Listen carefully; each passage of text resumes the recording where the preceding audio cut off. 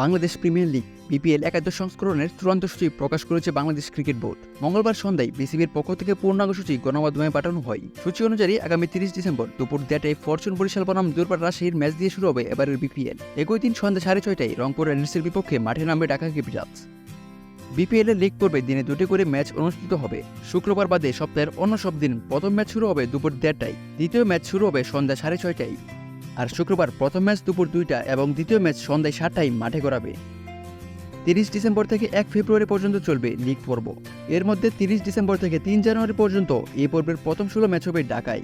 এরপর বিপিএল যাবে সিলেটে, সেখানে 6 থেকে 13 জানুয়ারি পর্যন্ত লিগ পর্বের পরে 24 ম্যাচ অনুষ্ঠিত হবে। সিলেটের পর বিপিএল যাবে চট্টগ্রামে, সেখানে 16 থেকে 23 জানুয়ারি পর্যন্ত লিগ পর্বের আরও 24 ম্যাচ মাঠে গড়াবে। লিগ পর্বের শেষ 20 ম্যাচের জন্য আবার ঢাকায় ফিরবে বিপিএল।